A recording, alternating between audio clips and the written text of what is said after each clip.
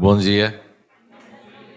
Então, hoje teremos a oportunidade de ver uma breve apresentação do aluno Walter Muniz, né? Walter Muniz faz doutorado em Física, certo? Está no último ano do doutorado, vem trabalhando com processos fluorescentes envolvendo micro-organismos e nanopartículas de carbono. E, recentemente, ele começou a fazer o treinamento para utilização de um microscópio com focal de fluorescência adquirido recentemente pela UFAL. E ele vai falar um pouco aí sobre esse equipamento, a técnica, o que é que ele pode fazer. É só uma descrição muito sucinta, sem muitos detalhes, até porque se fosse fazer um negócio mais, ia demorar muito tempo. Então, Walter, fica à vontade aí. Obrigado, professor. Aqui tá bom, professor?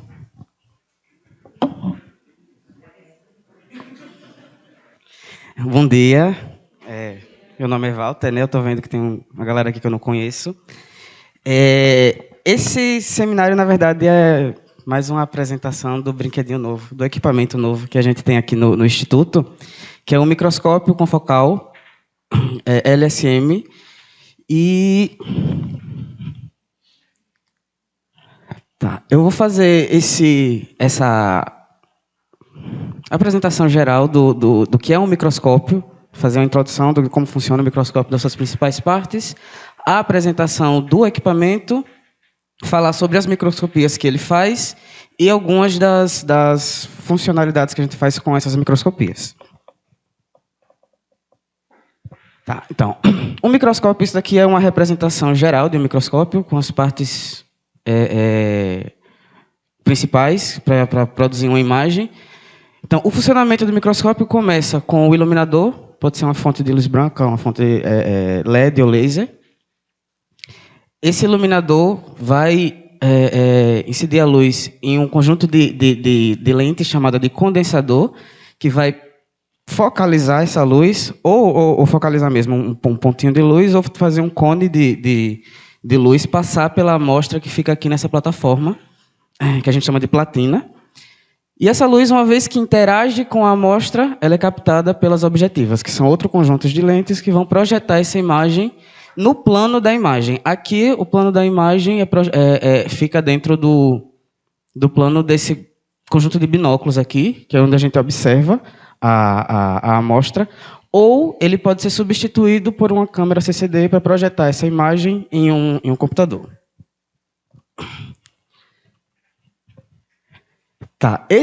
O microscópio que eu apresentei antes é um microscópio convencional, tipo esse daqui, onde a fonte de luz fica embaixo, nessa parte daqui, e o caminho que a luz faz é de baixo para cima. Então, ela passa pelo condensador, pela amostra, pela objetiva, e vai para o plano da imagem. Um outro tipo de microscopia é o do microscópio invertido, que, como o nome diz, o sistema é o contrário. A fonte de luz está aqui em cima, ela passa pelo condensador, passa pela amostra, passa pela objetiva e projeta a imagem ou na ocular ou numa câmera CCD. E aí, a diferença principal é que para esse tipo de microscópio, às vezes a gente tem uma amostra onde aquilo que a gente quer investigar fica em suspensão e ele acaba sedimentando, indo para o fundo da placa ou para o fundo da lâmina. E nos microscópios convencionais fica difícil de focalizar porque existe uma camada de meio que a gente não quer ver acima da amostra. Então, para esse microscópio invertido, como a luz vem de baixo, para essas partículas, o que a gente quer ver, que sedimenta, fica muito mais fácil, porque o caminho óptico da luz até chegar nessa amostra é bem menor. Pronto, agora entrando no equipamento propriamente dito. Aqui é uma apresentação do laboratório em si, né? A entrada do laboratório, a parte interna do laboratório, a configuração. Esse laboratório é um laboratório multiusuário com agendamento online. No final da apresentação eu vou mostrar o formulário de agendamento. O equipamento foi adquirido nessa chamada pública aqui, do MCTI, do CT Infra, com convênio do FINEP. recursos de AFAPEA, do NCT de fluidos complexos, e o uso do laboratório ele passa por controle rigoroso de temperatura, umidade e limpeza. Porque esse equipamento ele é muito sensível, principalmente à umidade. Então, a gente tem um limite máximo de umidade que ele aguenta, que é em torno de 63%. Porque, passando disso, pode haver condensação de vapor de água no sistema óptico, e aí estraga todo o equipamento. Então, a gente tem um controle de umidade dentro do laboratório. Temos o desumidificador, que fica ligado 24/7 para controlar essa umidade, o ar-condicionado para controlar a temperatura e a limpeza. Para entrar no laboratório, a gente precisa colocar um sapatinho, colocar o propé, né, que é uma touquinha de pé, para evitar levar sujeira para dentro do laboratório.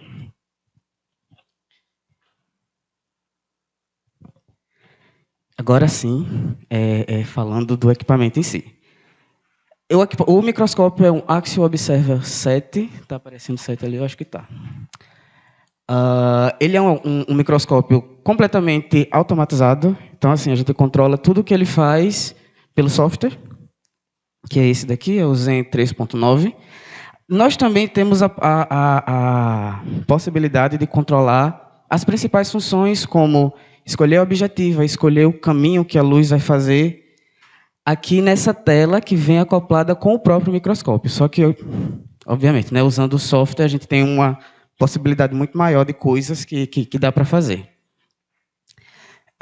Além disso, ele tem uma platina motorizada. A platina é essa parte daqui, que é onde a gente coloca a amostra, seja em lâmina, seja em placa de Petri, e ela é motorizada, ou seja, com esse controlezinho daqui, esse joystick, ou com o próprio software, a gente consegue fazer uma varredura no plano XY dessa placa para mover a amostra e não necessariamente o feixe de luz. As objetivas ficam embaixo aqui da platina e elas ficam fixas. Quer dizer, não fixas, né? A gente pode mudar de uma objetiva para outra. Então, ela tem uma rotação, mas essa movimentação no plano XY para a gente fazer uma varredura da amostra é feita por essa platina. A varredura que eu digo eu quero saber onde é que está a minha amostra na minha lâmina.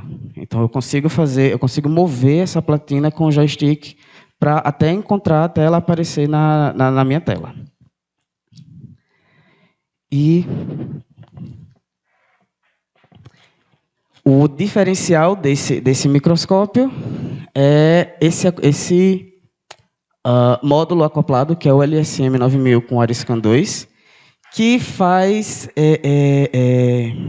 que permite a microscopia de super resolução, que é o que esse microscópio promete. Então, ele tem uma varredura tridimensional ponto a ponto. Eu vou falar, acho que no próximo slide, a diferença dos dois tipos de microscopia que esse microscópio faz. Mas, assim, aqui, nesse módulo, ele faz uma varredura tridimensional ponto a ponto. Então, ele focaliza a luz na amostra e eu consigo andar com esse ponto de luz dentro da amostra nas direções x, y, z e conseguir fazer uma imagem tridimensional, por exemplo.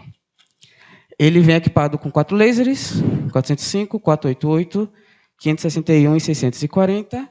E a gente consegue fazer 2 tipos de microscopia confocal, que é o escaneamento por laser, conhecido por LSM, por isso o nome, e o ARISCAN, que é também um tipo de LSM, só que mais sofisticado. Além disso, ele tem esse módulo aqui, o Definite Focus 3, que estabiliza o foco da platina. Ele deixa a platina, onde fica a amostra, estabilizada para que o foco não saia do lugar em experimentos de longa duração. Então, eu preciso de uma observação de vários minutos, de horas, e eu garanto que ele não vai sair do foco durante o tempo de medida. E o Colibri 5 é o módulo dos LEDs que a gente tem em 385, 475, 555 e 630, eu acho, né? 630 nanômetros, para fazer as medidas com fluorescência. Pronto. Como eu falei, esse microscópio faz dois tipos de microscopia. É a microscopia wide field e a microscopia com focal. A diferença é, na microscopia wide field, toda a amostra é uniformemente iluminada por um cone de luz. Então, se eu estou observando um plano sei lá, eu tenho uma célula de uma bactéria que eu coloquei numa lâmina. E aí eu consigo focalizar até o plano dentro da amostra onde aquela bactéria está. Só que a iluminação acontece em todo o plano. E isso acaba sendo não necessariamente ruim, mas baixa a resolução da imagem, porque com esse tipo de iluminação, o sistema óptico do microscópio pega tanto luz do foco como luz de fora do foco, de planos adjacentes, tanto acima quanto abaixo. Então, a gente cria imagens com pouca resolução, com algumas aberrações ópticas, porque ele não faz uma seleção, não faz uma filtragem da quantidade de luz que entra no detector. Obviamente que a luz que está no plano da imagem que eu quero observar é mais intensa do que a luz dos planos adjacentes, mas ainda tem uma interferência que acaba prejudicando a formação da imagem. No confocal, acontece diferente. Existe um sistema de lentes e pinholes que faz com que a luz ela seja focalizada em um ponto infinitesimalmente pequeno dentro da amostra, e eu consigo fazer a varredura desse ponto em todo o plano da amostra, inclusive na direção Z. Né? Eu consigo fazer esse ponto subir e descer dentro da amostra. Mas em cada plano eu consigo fazer essa varredura, eu consigo fazer esse ponto andar em coordenadas x, y, z, e aí eu evito pegar luz fora desse foco. Por quê? Eu vou passar para o próximo, tem um esqueminha que explica melhor. Não, espera aí. Ainda não é o próximo.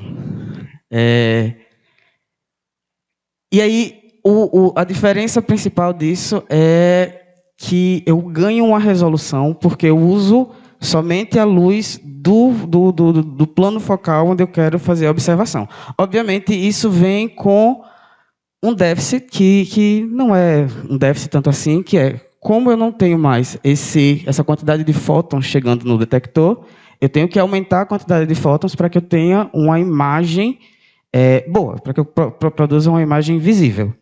Mas isso é corrigido com um fotomultiplicador no lugar do detector, e esse fotomultiplicador acaba melhorando esse sinal na hora de transformar fóton em sinal eletrônico para formar a imagem.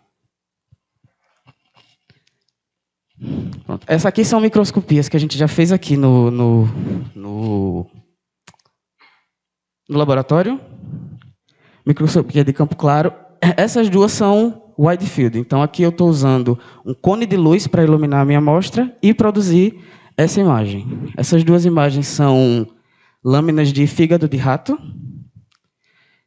Não dá para ver aqui na escala.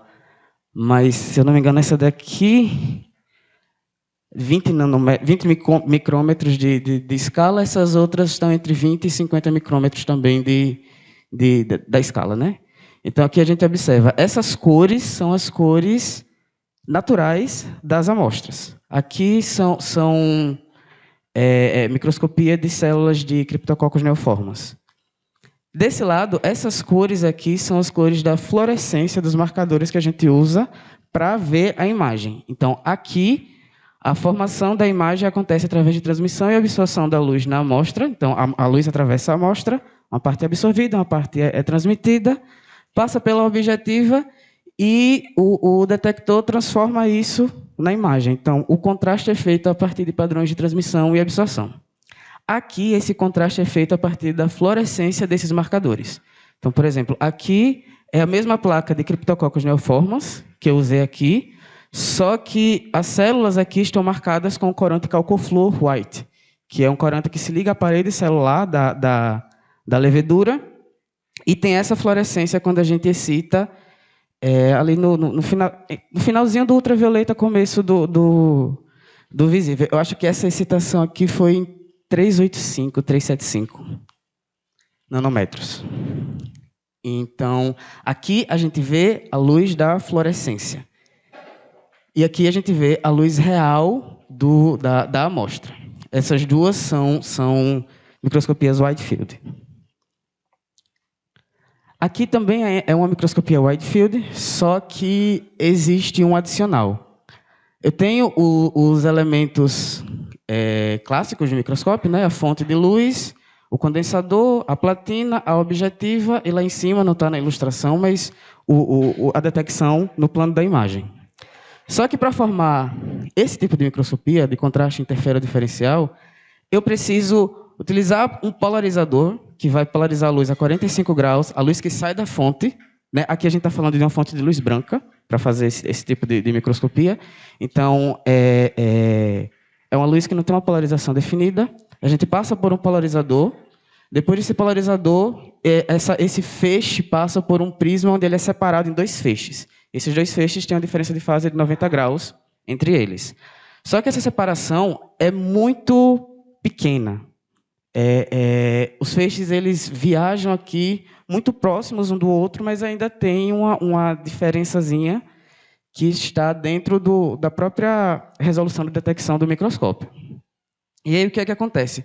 Quando esses feixes passam pelo condensador e passam pela amostra, eles atingem pontos muito próximos, muito adjacentes, eles interagem com esses pontos, só que, dependendo da amostra, dependendo de como é a estrutura da amostra, cada um desses feixes vai atravessar um caminho óptico diferente. Então, vai atravessar um caminho óptico maior ou menor, ou mais denso ou menos denso, e isso vai fazer com que eles, quando cheguem aqui nesse segundo prisma, depois de passar pela objetiva, eles sofram uma interferência. E aí, o princípio dessa microscopia é justamente isso. Ela é utilizada principalmente para amostras transparentes e que não podem ser coradas, ou seja, eu não posso utilizar um corante, um marcador fluorescente, porque ele vai alterar a estrutura daquela amostra. Então, assim, né, não vou ter feito nada. Só que ele utiliza o contraste entre diferentes regiões, só que muito próximas, em cada ponto da amostra, para criar uma imagem que tenha essa aparência de relevo, né?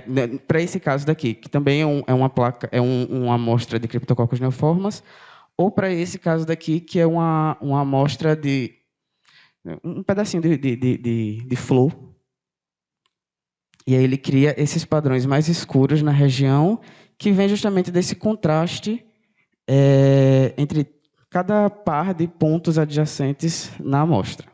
Isso também é feito aqui nesse microscópio. Essa parte é a parte da microscopia wide field que o microscópio faz. Agora, o confocal. O primeiro tipo de microscopia confocal é o LSM, que é o escaneamento por laser. Nesse tipo de microscopia, a gente já não usa mais uma fonte de luz branca, é um laser, né, como o próprio nome diz. Então, para esse tipo de microscopia, as amostras precisam ter um marcador fluorescente, porque senão, né, a gente não vê essa fluorescência. Nesse esquema daqui, a fonte de luz é um laser, ela passa pelo primeiro pinhole, passa por uma lente que expande esse feixe até um espelho, né, um espelho semitransmissor, então ele reflete uma parte da luz e deixa passar outra parte. Esse espelho essa luz passa pela objetiva, chega até a amostra como um pontinho de luz, e esse pontinho ele vai ser varrido em todas as direções dessa amostra, dependendo do tipo de imagem que a gente quer formar, obviamente. E uma vez que ela interage com os fluoróforos presentes na amostra, a luz de fluorescência volta pela objetiva, passa por todo o sistema, até passar pelo segundo pinhole aqui, que vai eliminar os fótons que não estão no foco da minha amostra. Esse, o que eu mencionei lá atrás, que é o diferencial do confocal, é justamente isso. E ele é confocal porque esse sistema é feito para que exista uma correlação entre o plano focal desse primeiro pinhole com o plano focal desse segundo pinhole aqui. Então, além de ele o primeiro pinhole, ele deixa a luz o feixe do laser mais limpo para chegar na amostra. O segundo pinhole faz uma segunda limpeza, eliminando as luzes nos planos adjacentes aqui dessa interação, né, da luz com a amostra. E isso produz imagens de alta resolução, onde a gente consegue ver camadas na direção Z com mais facilidade do que no tipo de microscopia wide field. Quando eu digo assim, na direção Z, eu tenho o meu plano focal e eu consigo ver outros planos focais também com resolução à medida que eu vou direcionando esse feixe para cima e para baixo dentro da minha amostra. Além disso, existe. Eu consigo fazer a varredura aqui desse plano e XY. Isso aqui, isso daqui, essa direção aqui seria o Z, entendeu? Então, aqui onde está o ponto seria um plano que eu estou estudando e eu consigo fazer a varredura isso. Aí ele faz a varredura XY, passa para um plano, desce Z, faz outra varredura, desce Z, faz outra varredura ou sobe, enfim. E aí tem o melhoramento dessa técnica, que é a técnica AirScan, que, na verdade, tem um nome mais geral para isso, que é o spinning disk, que, ao invés de ele usar um pinhole, como o confocal faz, ele usa 32. Que, na verdade, não são 32 pinholes, são 32 detectores, que eles são arranjados tipo o microscópio James Webb. Né? São hexágonos colados... O telescópio, desculpe. O telescópio James Webb são hexágonos arranjados de forma circular. E aí o hexágono central ele está no caminho óptico, no eixo óptico do feixe. Ele recebe a maior intensidade da luz, mas os outros hexágonos ao redor também recebem luz. Então, isso melhora por quê? Quando eu uso uma microscopia LSM, aquele pinhole que vai eliminar as luzes fora do foco, essa luz não vai ser aproveitada. Com esse sistema daqui, eu consigo aproveitar essa luz. Só que eu consigo aproveitar essa luz de forma produtiva. Ela não vai atrapalhar a minha amostra, porque ela vai ser detectada por essas unidades aqui, cada uma dessas unidades, e cada uma dessas unidades está ligada a um fotomultiplicador. Então, cada uma delas vai receber fótons e vai enviar esses fótons para o fotomultiplicador para ele transformar em sinal digital. Então, esse tipo de microscopia melhora ainda mais a resolução, porque além dele não pegar luzes que estão fora do foco do meu plano focal, ele pega luzes que o LSM descartaria e melhora tanto a intensidade da iluminação da imagem formada quanto a resolução, porque eu consigo, né, aproveitar mais fótons daquela imagem. E isso é uma coisa importante, eu falei lá na frente, que o déficit de usar esse tipo de microscopia é que a gente utiliza menos luz para fazer a imagem. Com esse tipo de LSM, né, o AirScan, a gente consegue aumentar a quantidade de luz sem perder a resolução.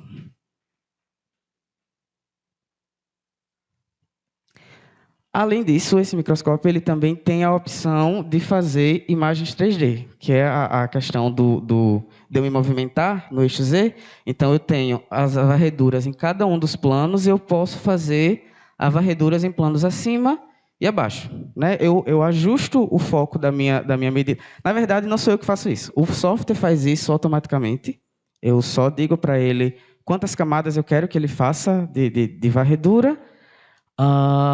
Eu determino a primeira camada e a última camada, e aí ele vai fazer essa varredura em toda a célula, e aí depois disso eu posso fazer, né, com essa informação, eu posso produzir tanto imagens bidimensionais, que vão ter que vão ser formadas pela sobreposição dessas camadas, como imagens tridimensionais como essa daqui, e eu consigo mover ela em todas as direções. Então, isso daqui é uma célula, eu não lembro do que é essa célula, mas a gente consegue ver o contraste das estruturas internas da célula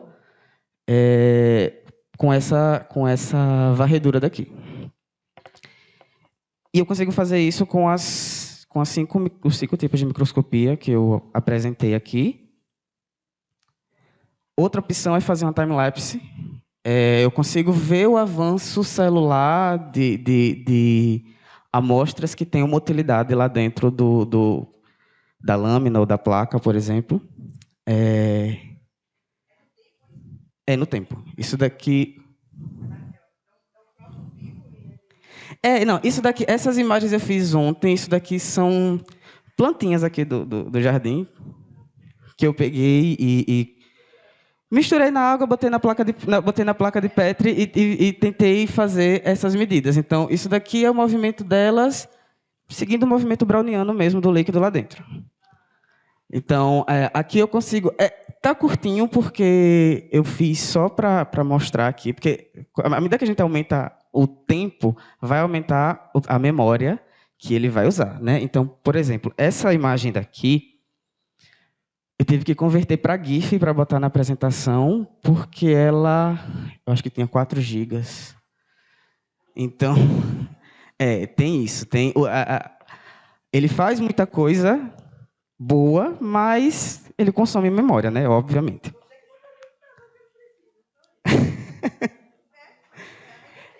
Essa daqui... Pode falar. Sim, essa aqui? Eu não coloquei aqui, mas tem como, porque a gente tem como saber qual foi o objetivo que usou, e o software ele dá as dimensões o tamanho do frame da imagem. Nesse caso, ele dá também informação de quantos frames ele usou para compor esse vídeo.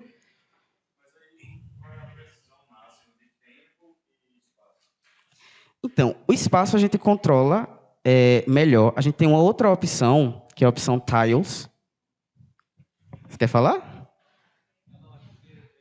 Para sair lá, né? Tá. Tem a outra opção, que é a opção Tiles, que eu consigo selecionar áreas diferentes na amostra para fazer a microscopia simultaneamente.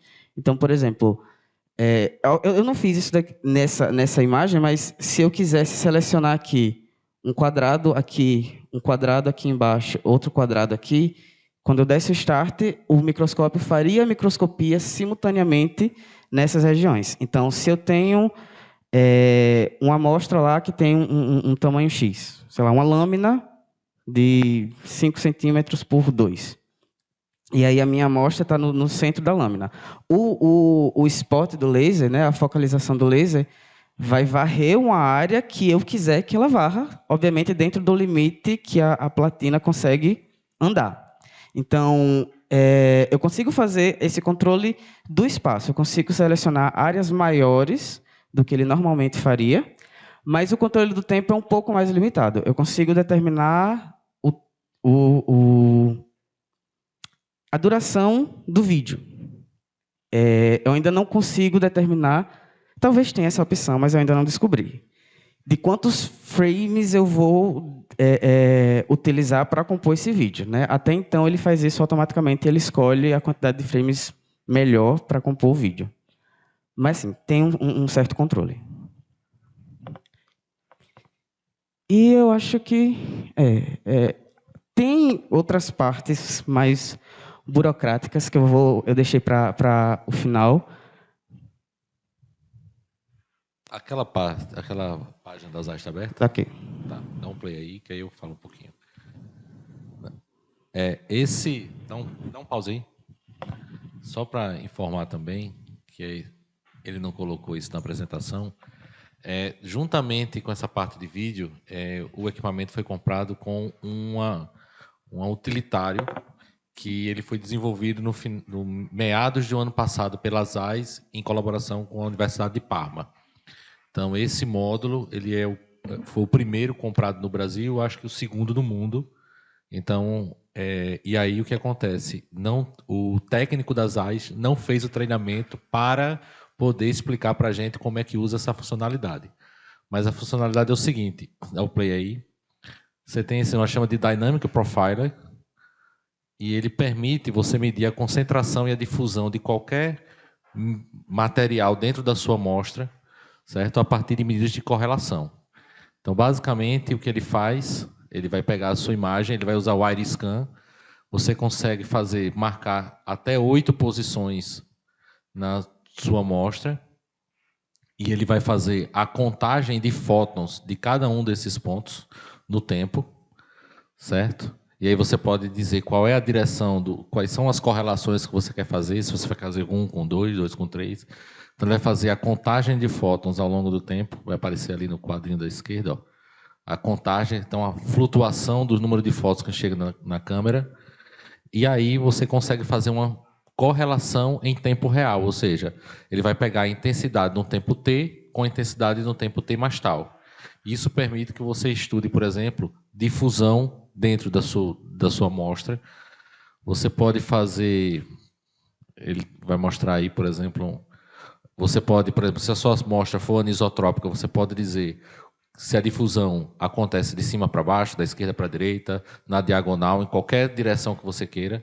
Então, do ponto de vista, você, ao invés de você agora ter só apenas uma imagem, você consegue quantificar uma quantidade física ou química, certo? Você pode tirar dinâmica toda, você pode tirar, por exemplo, a constante de difusão, certo?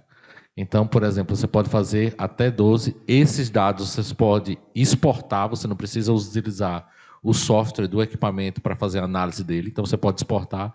Ele vai fazer esse tipo de imagem para você, tá vendo? Uma imagem bonita, tá? Para colocar no artigo. Certo? Permite, por exemplo, que você, se você tiver experimentos em microfluídica ou em fluídica, você pode determinar, por exemplo, como é que o seu fluido evolui dentro de um canal, por exemplo.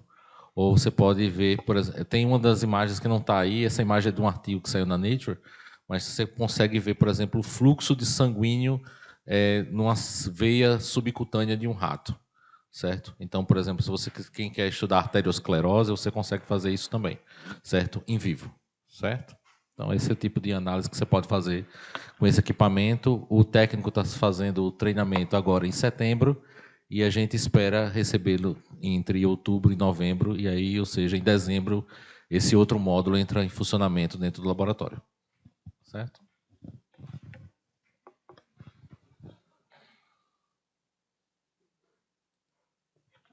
E agora para a parte burocrática, né? Você quer falar dessa parte? Ah, tá. Deixa eu aumentar aqui. Fica à vontade. Não, fica à vontade você. Oxe. Então, instruções de uso do equipamento. Como eu falei, é um equipamento multiusuário que o uso está submetido a agendamento online. O agendamento é feito aqui nesse formulário, nesse Google Forms. Preenche todo o formulário. A comissão gerenciadora do microscópio vai fazer a avaliação. Os pedidos são respondidos em até 3 dias úteis. Então, não é na hora, tipo, não é agendei e o dia que eu escolhi, a hora que eu escolhi, vai ser. Não é assim, porque quem opera esse microscópio são alunos da pós-graduação que têm a pesquisa para fazer, né? Então, assim, a gente não está disponível 24/7 para fazer medida ainda, mas já está disponível para fazer agendamento no site do grupo, no site do GLAP. Quer dizer, os links para o agendamento estão lá no site do GLAP, né? Mas os controles de temperatura e umidade, que eu já falei no almoço, ou eu já falei no início. 11h43. Sim, ó. O laboratório não fornece material de consumo. Então, assim, vai fazer a medida, já vem com tudo pronto para fazer a medida. Anterior à medida, faz no seu laboratório, do jeito que você quer fazer, já vem com as lâminas prontas, ou com a placa de Petri. Esse microscópio ele tem essas duas opções. Medidas em lâminas são melhores, porque as objetivas elas foram projetadas para a espessura da lamínula. Então, numa medida com lâmina, normalmente a gente tem uma lâmina, a amostra, e por cima da amostra a lamínula, que tem uma espessura bem menor que a lâmina, e no microscópio a lamínula fica para baixo, porque como ela tem espessura menor, o caminho óptico que a luz vai fazer até chegar na amostra também vai ser menor e vai diminuir essa questão de perdas no vidro. Como assim? Uma amostra por vez, mas para fazer a análise, você diz, durante no agendamento? Não, ela está falando assim, você pode levar uma quantidade de amostras. Se não funcionar, não der naquele dia, você vai ter que reagendar. E assim, pode acontecer no agendamento, dependendo de como tiver a demanda de uso, você conseguir fazer um agendamento para mais de um dia, dependendo também da sua demanda. Mas aí vai passar também por análise do comitê, etc. Como?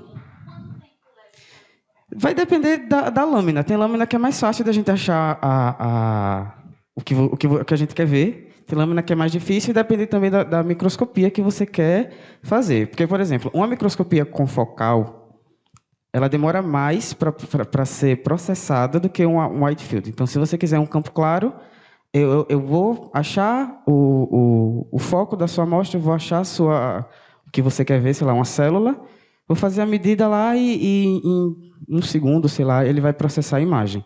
Mas no confocal, se for uma amostra que está com um marcador bom, que ela está bem feita, e que a resolução a gente consegue fazer em pouco tempo, em alguns minutos sai essa imagem. Mas dependendo da amostra, pode levar 1 hora, 2 horas, entendeu? Porque depende da quantidade de luz que a gente joga na amostra e depende também da quantidade de luz que a amostra aceita. Se a amostra for fotossensível, pode ser que durante esse tempo de exposição ela sofra algum tipo de degradação e altere a estrutura. Então, assim, vai depender da amostra de modo geral. Mas a microscopia confocal ela demora mais para ser processada do que o wide field.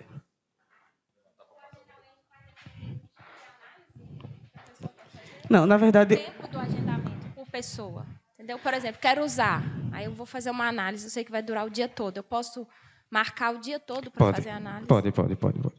Você vai no formulário a gente pede para especificar qual é o tipo de amostra, se é em placa, se é em lâmina, se tem marcador, se não tem marcador, e aí quando você vier a gente vai conversar para ver como é que você quer, porque assim eu não sei o que é que você quer ver, então você vai ter que me explicar o que é que você quer ver e a gente vai trabalhando ao longo do dia para produzir aquela imagem. Pode ser que demore o dia todo. Ela fez uma pergunta que é interessante, então deixa eu explicar melhor. Não há agendamento por hora, há agendamento por dia, certo? O equipamento, se você entrar no formulário, você vai ver lá que os agendamentos são de 10 às 18. Porque 2 horas são para preparar o sistema. Então, no formulário, você vai dizer quais são os marcadores que você utilizou e a gente vai pré-ajustar o equipamento para os marcadores que você ajustou. Vai fazer o controle da temperatura, porque o sistema tem que estar na temperatura correta para você fazer sua medida, porque senão você vai gastar mais... Quando você entrar, você vai gastar mais 1 hora para fazer isso. Então, toda essa parte vai ser feita antes, certo? Lá está dizendo, eu quero usar 10 amostras. Aí, 10 amostras não dá para você usar. A gente vai olhar. Vai tentar fazer as 10 amostras num dia. Se não der, você vai ter que agendar outro dia. Certo? Mas, assim, basicamente, faz o agendamento lá, é o agendamento por dia. Então, a primeira pessoa que já agendou, a gente já marcou o dia. Então, naquele dia, ela vai fazer aquele tipo de medida. E tem uma outra questão com os marcadores. O microscópio ele vem com uma lista de marcadores, só que ele não... O sistema de laser não está configurado para todos os marcadores. É uma lista enorme, são mais de 100 marcadores, mas não significa que você não possa usar o marcador que você quer usar, ou o fluoróforo, de modo geral, que você quer usar.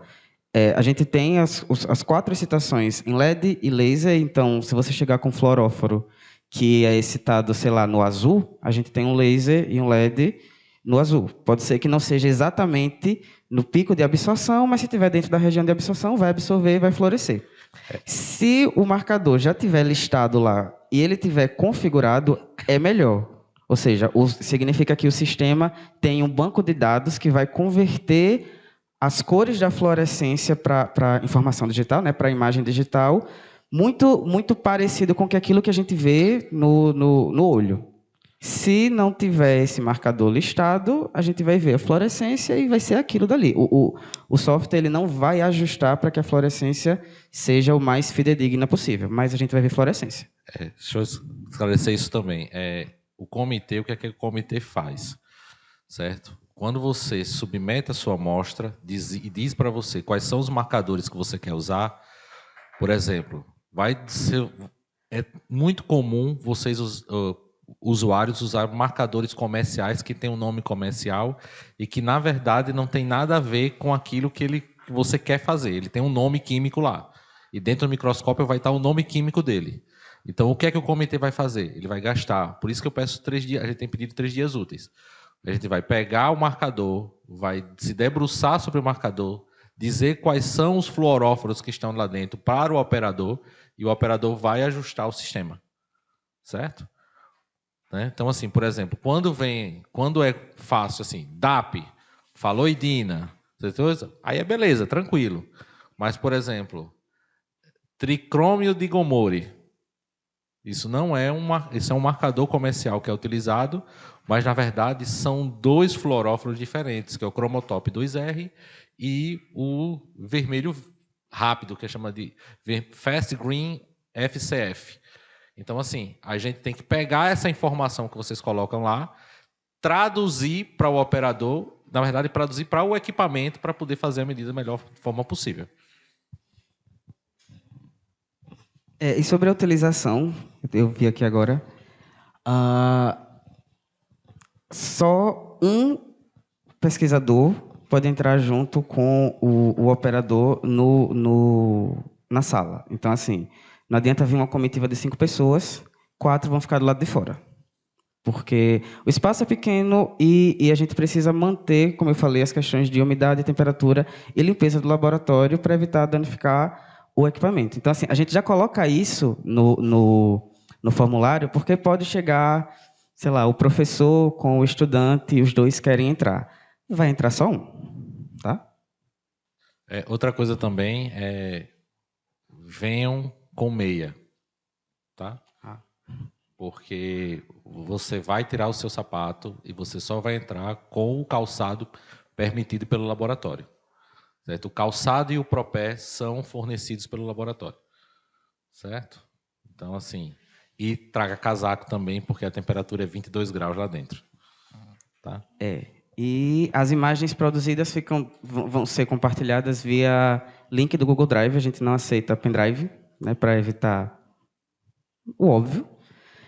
E elas ficam disponíveis nesse link durante 15 dias corridos. Depois a gente precisa deletar, porque, como eu falei, são imagens que ocupam muita memória. Se a gente for deixar armazenado ad infinito, em menos de 1 ano a gente acaba com a memória do equipamento. Então, 15 dias corridos, depois disso a gente deleta as imagens e aí foi. As imagens vão ser disponibilizadas em 2 formatos.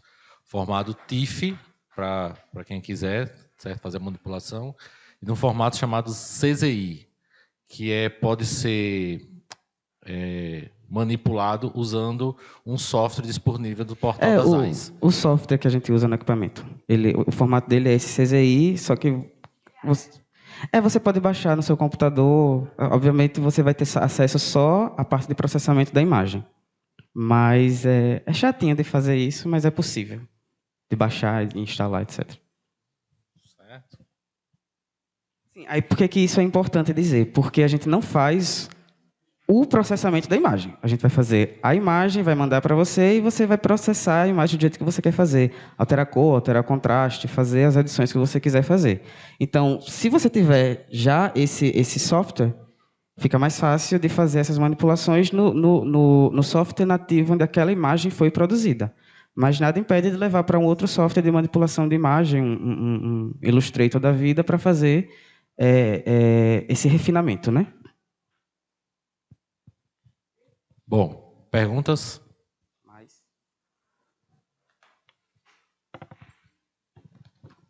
Já é meu dia, né?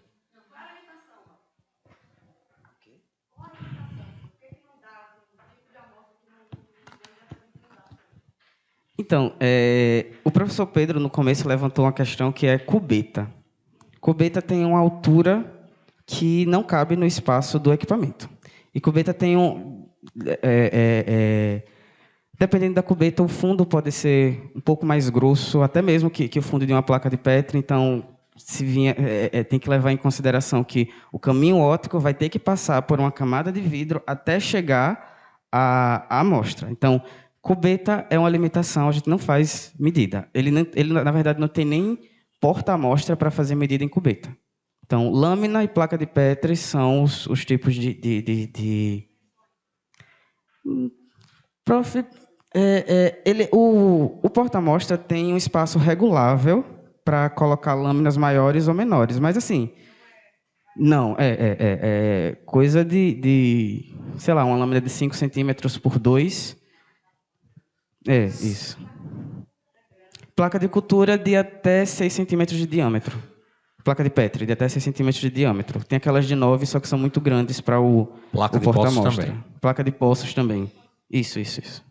Só que, assim, placa de poços tem um outro problema que geralmente ela é feita de plástico, né?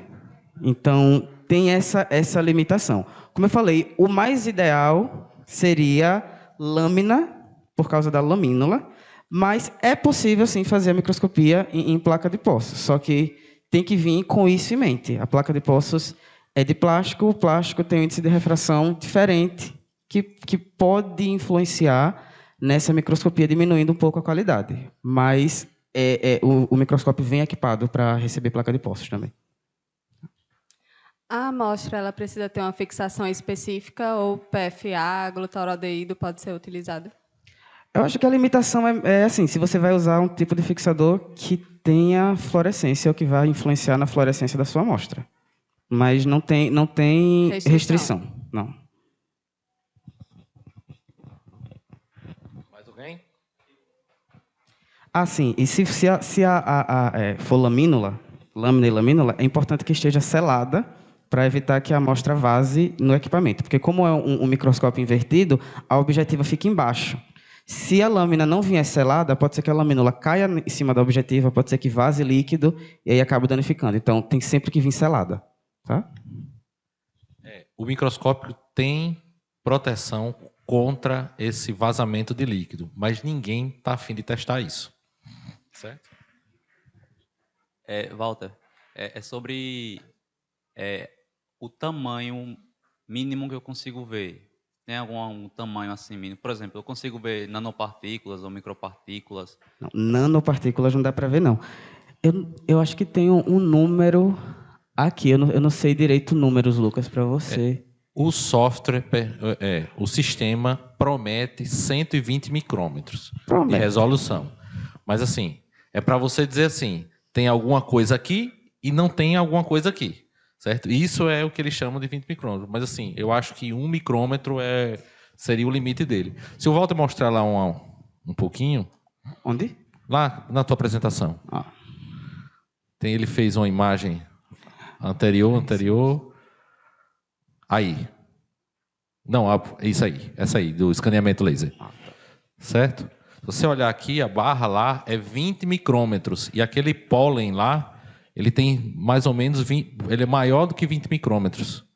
Certo? E dá para ver alguns spots. Ali são os pontos quânticos de carbono que grudaram no pólen e estão fluorescendo. Ah, sim. Essas imagens daqui, cadê? Essas imagens de baixo foram feitas no treinamento, então foram placas que já vieram prontas. E essas daqui foram feitas ontem, e o marcador que a gente utilizou foi um carbono dot que a gente produz aqui. Então, o equipamento não tem configuração para ler o espectro de absorção e emissão, assim, para saber qual é o espectro de emissão e absorção desse material, mas a gente consegue ver a fluorescência dele tranquilamente. Então, assim, não é uma limitação. Outra coisa, ali na célula, a pessoa falou que tem o ponto quântico fluorescendo, né? Aí seria outra pergunta minha, depois da primeira, que eu queria saber se dava para pegar fluorescência, tipo, que a gente não consegue ver a olho nu e que seja muito difícil para captar com outros equipamentos? A gente consegue, Lucas. Vai depender de alguns fatores, como a concentração do fluoróforo que você está utilizando e se as excitações que a gente tem aqui estão muito dentro ou muito fora da região de absorção desse fluoróforo, porque a intensidade a intensidade de fluorescência vai depender principalmente disso, né? Se a excitação estiver fora da absorção, não vai fazer nada. Mais uma informação sobre aquela imagem. Se você quisesse saber qual é o espectro de luz que está saindo dali, você clica no ponto e o software te dá qual é o espectro.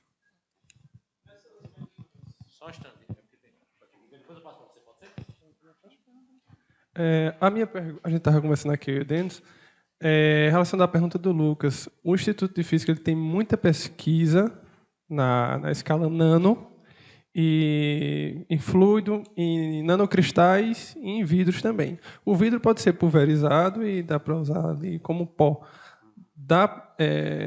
Com relação ao nano, ficaria dessa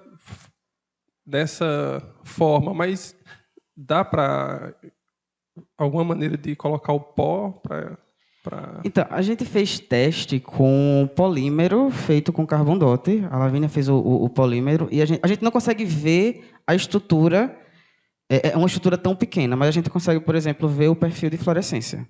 A gente consegue fazer fotoblint. E a faixa do detetor? Até quantos componentes de onda? De tanto a tanto? Infravermelho, ultravioleta... Não. Não, só até 785, Isso. quase 800 nanômetros.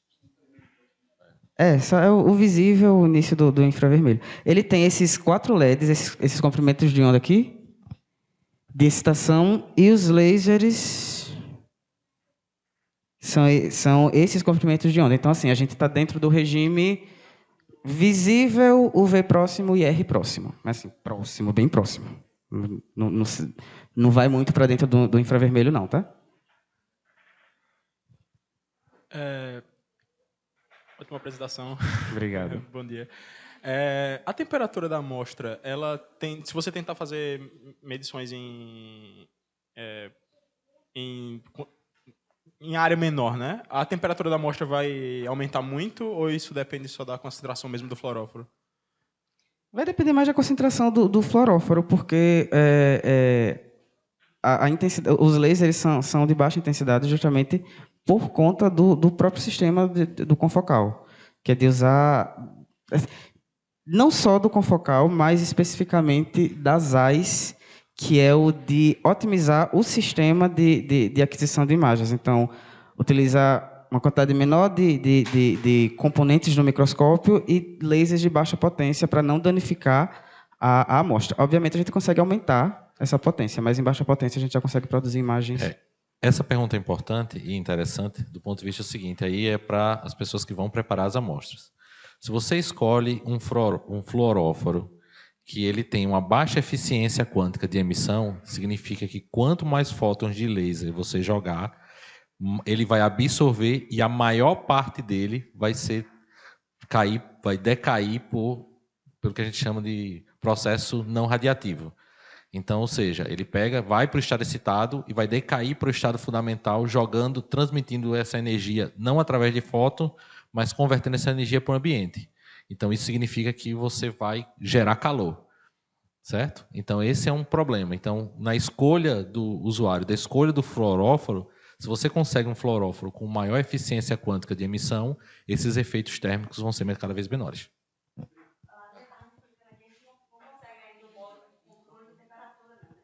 Não. Aí, o seguinte.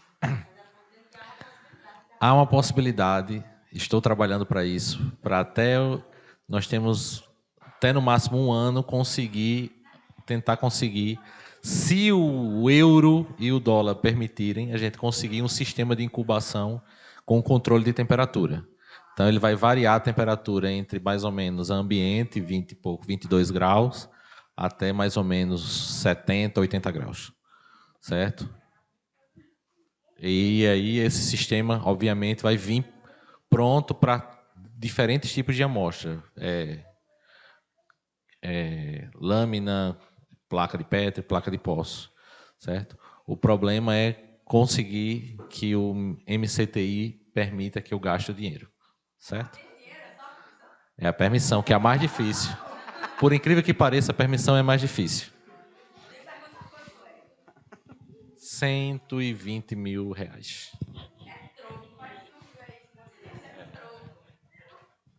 Não, assim, só para... a gente fala aqui sobre... Mas, assim, para quem é da área de biologia, sabe disso, que eu acho que sofreu mais com isso, historicamente, aqui na UFAL.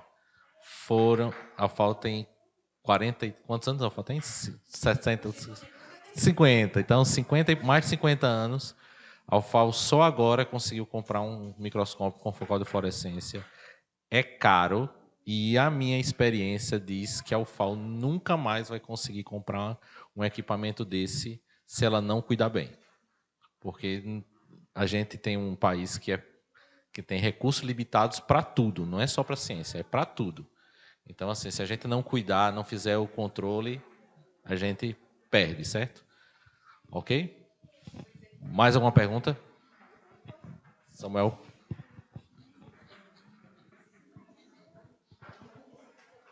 A UFAL tem muito problema de energia, né? E se faltar energia? Então, eu passei por essa experiência já. Esse treinamento a gente já fez. Assim, todo o equipamento é ligado em 2 no-breaks, então assim, a gente confia nos no-breaks para segurar a energia a tempo de desligar o equipamento, porque tem toda uma ordem de ligamento e uma ordem de desligamento. Não é só uma tomada que a gente liga, são pelo menos umas 6, Só para 7. tranquilizar, os no-breaks trabalham, o equipamento consome 10% da capacidade dos 2 no-breaks, apenas. Certo? Então, assim, existem no-breaks, inclusive são 2 no-breaks ligados no equipamento e nós já estamos adquirindo os no-breaks reservas. Certo? O laboratório, inclusive, trabalha com tudo dobrado, menos o desumidificador por enquanto. Mas é tudo dobrado, 2 ar-condicionados, 4 no-breaks, então tudo para não ter nenhum problema, dizer assim, o equipamento não está funcionando porque faltou infraestrutura da universidade. Certo? Para quem me conhece sabe que se isso acontecer eu vou morrer. Mas é aquela história, a gente não tem um gerador, então se faltar energia, o máximo que a gente pode fazer é desligar tudo e esperar a energia voltar para ligar de novo. Tá? Então... exatamente, mas aí é um controle, né, que infelizmente a gente não tem. A UFAL é desse jeitinho que a gente conhece.